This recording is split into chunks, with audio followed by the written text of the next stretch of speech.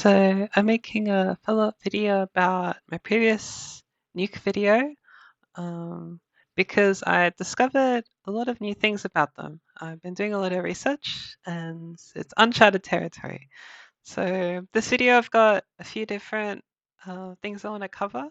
The first one is I found a way to modify the setup very slightly so I can run nuclear reactors at 99% heat and 100% uptime with perfect safety, so they never explode. I don't need heat sensors.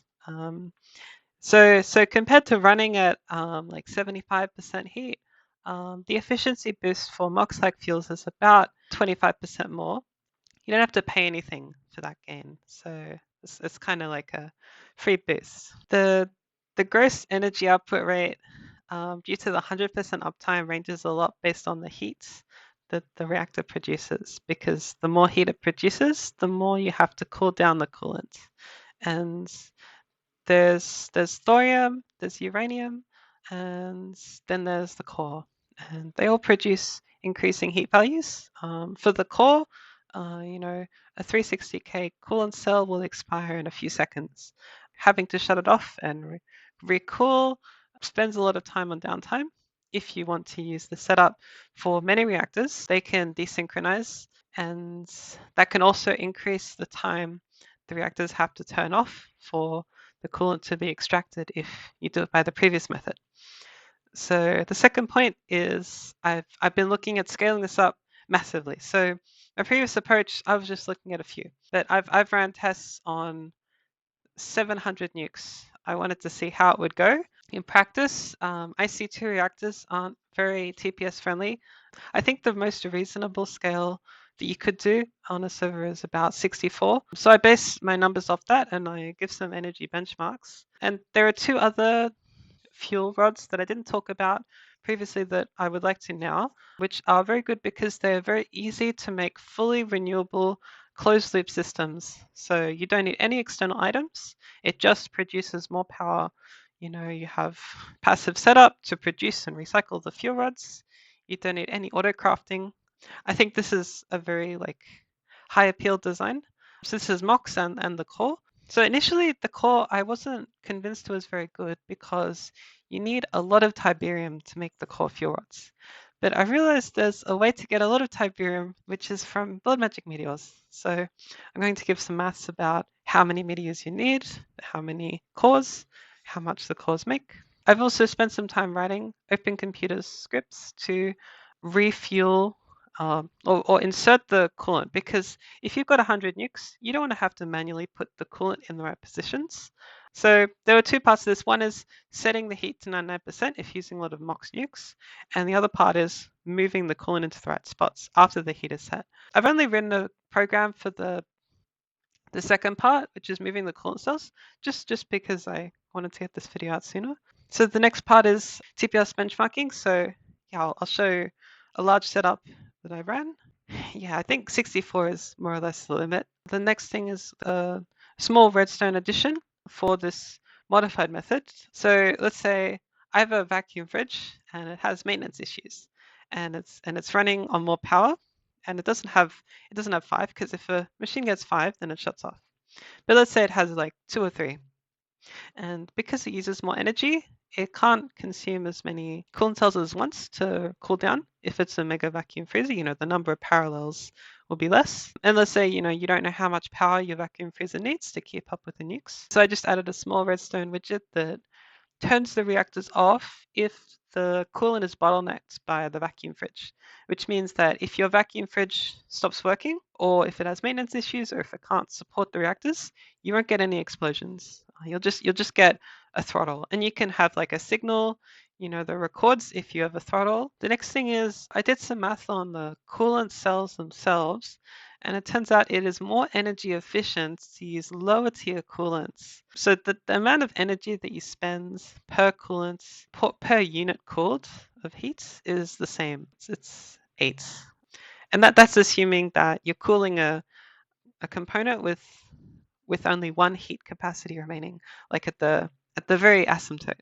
So you're never going to cool a component that only has 99.99% damage. You're going to cool it when it's close to broken, but not almost broken. And the last thing is I just want to show a simple way to add, if you, let's say you have your transitioning, you've got MOX and you've got high density plutonium and you want to use the same control circuit for both. I'll show a way to do that. And if you want to mix and match coolants as well, you can do that as well. So you can have some reactors that are running on uranium and 10K coolant cells, and you can have some on the core that are running on 360K coolant cells, all with the same control circuit. Now, originally, the appeal of this setup is making 5 amps IV and EV uranium. My previous video, I was talking about the high density plutonium and excited plutonium, but I've sort of changed my mind a bit. I think MOX and the core actually quite good, specifically because they're so easy to scale. The excited plutonium and high density plutonium, they have a lot of moving parts compared to MOX and the core. So in this video, I'm going to show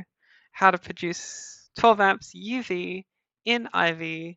All you need is a tier 3 rocket to mine plutonium veins, and with Tiberium mining, you can get 8.5 amps UIV in ZPM, which is, I think it's really good.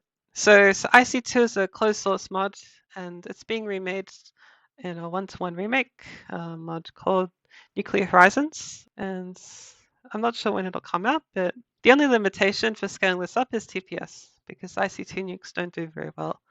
So hopefully if Nuclear Horizons goes well, the scalability of these up to a TPS limit will be even higher. You know, there's this meme on GTNH official, and I added mine to this. Just for a rough idea, I wish there was a better like chart or spreadsheet, but I guess this is the best we've got for before the late game. Just a kind of reference that everyone loves the Essential generator, but it, you know, at some points in the game, this is better than the Essential generator. How does the nuclear reactor work? Every tick, the reactor's going to go through a busy loop. Every 20 ticks, it'll update, damage the coolant, it'll check the fuel rods, it'll remove the durability from the fuel rods, it'll check the redstone signal, and it'll turn on or off if there's a redstone signal. And it'll output, for all of those other ticks in that second, it'll output power, but it won't check the redstone, it won't check the coolant, and it won't check the fuel. So if I take fuel out, or if I take coolant out, and I put coolant back in, outside of this one tick window, then the reactor won't do anything. Now, if I take fuel out and the reactor updates, or I take coolant out and there's no coolant in a slot, then I'll gain heat. And if I gain enough heat, then I'll explode. So this is what we don't want. We want to stop the refueling window so that it doesn't refuel when the reactor's starting its check. So if we do, let's say in a 20 tick window, we do 2 checks, then the refuel happens on the first check. It happens after the reactor starts. And then when we get to the second check, nothing will happen in the refuel window because the fuel's already been refueled. If we have 2 checks in the 20 tick window and they're always at the same time, then we can guarantee that the reactor start tick will never be on a tick where the coolant's actually getting refueled. So how do we make enough uranium to make a lot of MOX? Answer is simple. Put a staballoy construct in a entity crusher. Now, how are you going to get the staballoy construct? What you do is you haven't got the toxic everlase portal, and let's say you're not planning to make it yet. What you do is you make the Witchery Brew of Shifting Seasons, and you make a very small biome region, just 2x2 blocks, and you make it into a toxic Everglades biome like on the overworld or whatever dim you're in. And you put some cursed earth down, put it underground, put it in the shade. It should take only 5 minutes to spawn one. Then you can solvile the staballoy constructs, put it in a powered spawner, and start producing uranium. For an IV entity crusher, you're looking at around 3.5 uranium a second, maybe more if you use a high tier fortune. The screenshot was fortune 2 because that's just what I could spawn in creative. So one 40 quad set of MOX needs 960. So 260 seconds is enough to fill one quad MOX nuke. And if you use all of the uranium produced from MOX, then this is enough for 25 MOX reactors. So you could have 2 or 3 running, and then that's all your uranium is covered. So the other part for the MOX is the plutonium. You need 12 plutonium to make one MOX quad, and you get 12 plutonium and 4 nuggets back when you thermal centrifuge it. On average, this is like about 1.036 times as much. If you have a lot of plutonium to start with, then you'll never need to feed it with plutonium again. So for the core, there's a few different ways you can get Tiberium. One is from processing NACline, but you don't get very much. Another way is going to Ross 128BA, mining veins there. The Tiberium veins are not very common, and they only have a few hundred ores each, so they're not very good. But there is an option that's very good, which is blood magic meteors. So the radius 16, and they're about 1/3 Tiberium. There's like 3 ores in the mix. So roughly speaking, you're getting about 13,000 Tiberium if you use drilling rigs with the fortune bonus. And one 40 core reactor needs about 5,000. So one meteor gives you about 2.6 core reactors worth of Tiberium. The 3 things you need for the core is Tiberium, rich in aquata, and tungsten steel. And tungsten steel, you need a lot of tungsten steel to make the core. One core reactor, one core item, you need 40 of them. But one of them costs 448 tungsten steel. So to fill out your first core reactor will take quite a while. But the good part is it breeds tungsten steel. So when you recycle it, you get more tungsten steel back, which is about 160 tungsten steel per reactor per hour, albeit that only comes all at once when the fuel rods expire. So you need a lot of tungsten steel to start off, but once you get going, you can use the power from the core reactors themselves to produce more of the tungsten steel and refill the tungsten steel. The overhead is, maybe around 5 to 10% of the power produced needs to go towards cooking that tungsten steel, assuming you're doing perfect overclocks. Doing this with Mega EBF is actually pretty viable, I think, because the main bottleneck is just getting the raw resources. And once you have that first core, it's like the energy to smelt isn't actually that much by comparison. So this is one of the 2 setups I'll be showing in this video. So this is the same one that I had in the previous video, but I've modified it slightly. So I've got 3 different nukes. One is with the core and 1080 coolants. One is with the core and 360 coolants. One is with excited plutonium and 360 coolants. The way that I set the different fuel rod and coolant type is just by putting fuzzy card storage bus with the one I want on the reactor. And I have the cells partitions. These cells, I take this one out. They're just partitioned to include the other coolant cells and the other fuel rod types as well. So the modification to the setup is based on what we looked at with how the heat is determined every second. I have a timer here, and this timer checks every half a second. It sends a signal to the coolant extract cell, which is going to pull hot coolant out from the reactors. And then 2 ticks later, or 1 redstone tick later, this item importer will insert coolant. So the idea is that because this is happening twice a second, we're always acting within that 20 tick window. So we can see that the coolant's constantly flickering because the cells are constantly moving in and out as well. And what I have here is some AND gates that read from the status of those coolant cells. So there's 3 pairs here. Each one of them is set to the coolant and has a high value, and it says emit redstone when levels are below the limit. And one of them has a value of 1 and emit redstone when levels are above the limit. So if I have at least 1 but less than 10 coolant cells, this AND gate is going to turn on. And the reason why I have 2 level emitters instead of 1, as with the previous setup, is because the cell constantly keeps getting item imported and shuffled. And if we look at the network storage, it constantly flickers.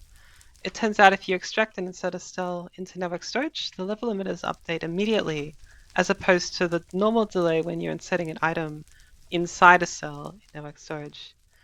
And we need to convert this signal into a constant signal. So if we got a pulse recently that there isn't enough coolant, we need to turn off the reactor with this repeater. Now the project red repeaters, if you send them an alternating signal in, like, let's say 4 ticks on, 4 ticks off, on a 32 tick repeater, it will still alternate. But a vanilla repeater doesn't do this. So I'll show you what you need to do to actually make this work rather than just partially throttle. So you have a 4 tick vanilla repeater, and this won't turn off if you alternate the signal. And 4 ticks is enough for the alternating level emitters to activate into the 32 tick repeater. We have to turn off this clock when the coolant's, when the fuel's being refilled. So we have a signal here for depleted fuel cells, and if this is on, then we're going to turn this timer off while we're changing the fuel so that we don't put the coolant or the fuel in the wrong spots. But otherwise it's pretty much the same. So having turned the reactors on, we can see that every 20 tick window, the reactor ticks the coolant gets exchanged and refilled, and this always happens before the next tick. So it looks very dangerous. Like, it looks like it might just be 1 tick off, but it's actually completely safe. And I've run this setup for quite some time. I've run it under high TPS loads. So I just throttle the server, and I've tried exiting and rejoining, rechunk loading, and it's always worked fine. So it's very reliable, at least at a small scale, when the reactors themselves are not causing TPS issues. The other point I wanted to make is about using the cheaper cooling cells. The lower capacity cooling cells are actually more energy efficient on the vacuum freezer. The reason why this is if I look at the recipe for the 1080K cells in the vacuum freezer, you see it takes this amount of time, this amount of energy. It turns out this is 8.33. That's the ratio, the amount of heat cooled per EU spent. And if I look at this, the 360K, it costs less energy to cool. And if I look at the neutronium one, it costs a lot of energy, but the ratio is always the same. It's always 8.33. And so what this means is cooling a 360K at 25% means cooling less heat than a 1080K at 25%.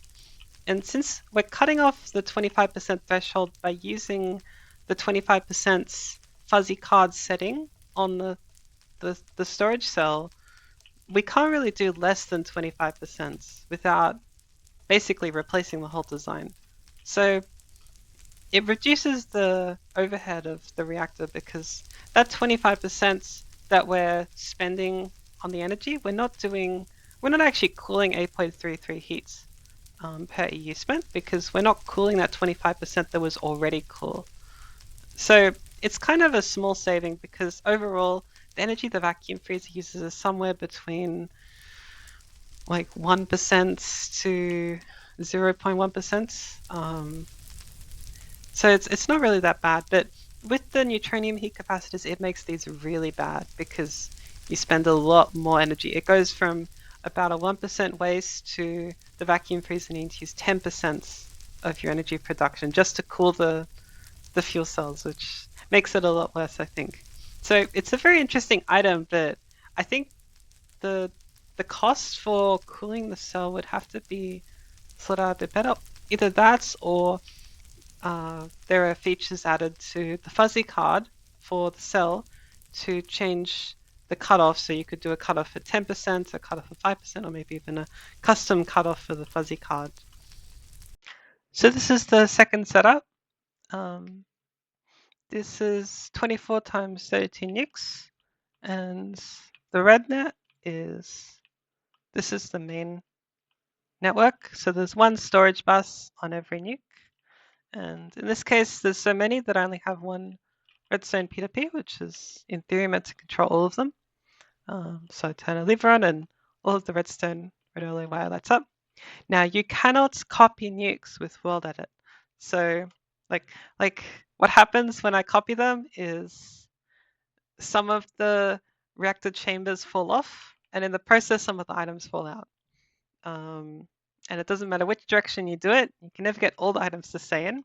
So the only way that I actually could make this without going into MC Edit and multiplying the reactors that way is by using a prefiller, because I'm not going to manually put all of these in.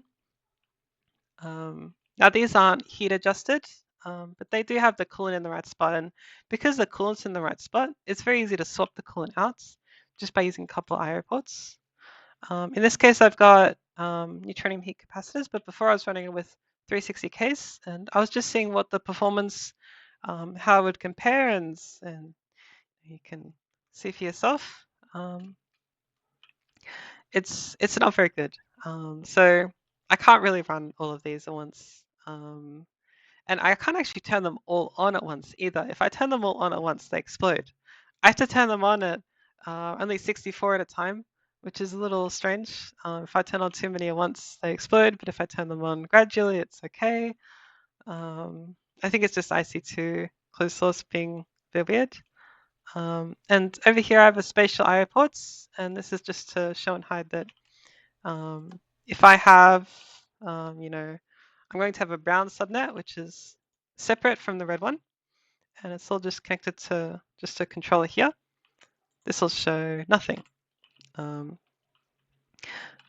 I think it's still updating actually. It'll show, it'll show the coolant cells. So each, what I have here is in the spatial IO, I have one transposer and one chest, one storage bus, and a cabling to connect it.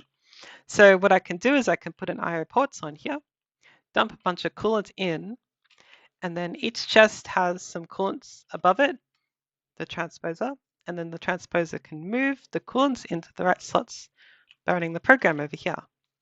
So I'll put the program in the description.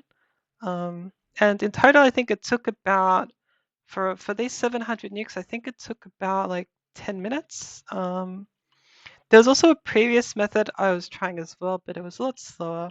I knew it was going to be a lot slower. So what I had before is I have an item conduit here that's on speed downgrade round robin, and I was pulling from a stocking interface with stocking for coolant cells and the fuel rods.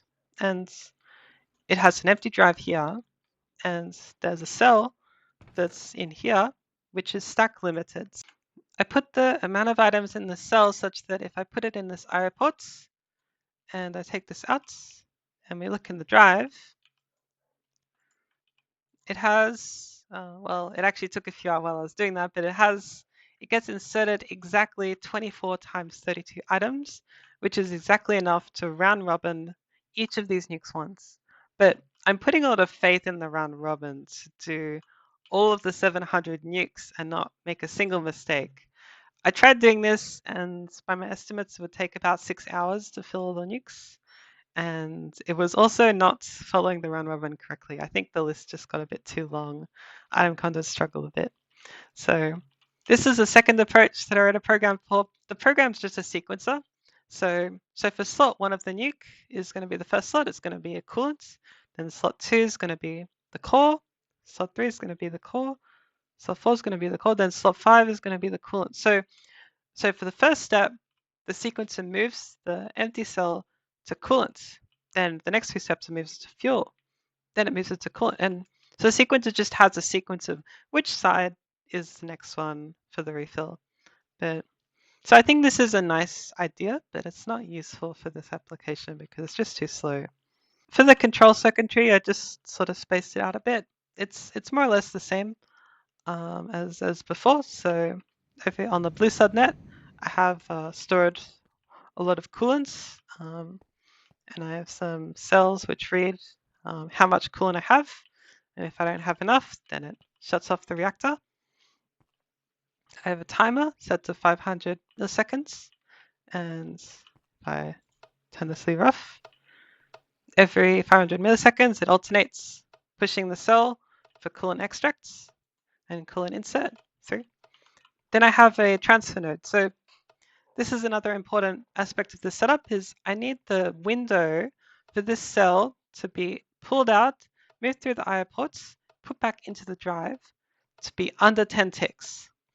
So it spends 1 tick getting moved by the item importer. It needs to spend just 1 tick in the IO ports, which is if I put some acceleration cards in. And I don't think you need 3 hyper-acceleration, but you probably should just test it to make sure you have enough. And I have a transfer node here. So the transfer node has 20 speed upgrades, so it runs every tick. So it takes 3 ticks, so 1 tick, 2 tick, 3 tick, and then it goes back in. It's always going to execute every 10 ticks. The fuel refill doesn't need that level of precision, so you don't actually need speed upgrades for this transfer node, but you could use an item conduit here as well. I'm only using a transfer node here so it's fast. If you want it to be even faster, you could put like a trans vector interface here connected to the iPod, but I don't think that's really necessary. These speed upgrades, like you just need some diamonds and stainless steel, so it's not that bad really. And there might be other options as well other than this. This is just one that works. So I think that's pretty much it for this setup. Yeah, so once I'm done filling the cells and I fill the coolants, then I can swap this out and have the brown subnet, instead of connecting to storage buses, connects to P2P energy, which will draw from the reactors. So I thought that's kind of versatile that the spatial high port can have 2 functions here, rather than having to, like, it's convenient to have just the top and the bottom reactor chamber as the access ports, as opposed to going in the middle, trying to manage channels a bit more. I think this approach just looks a bit nice. So yeah, I think that's pretty much it. So yeah, thanks for watching.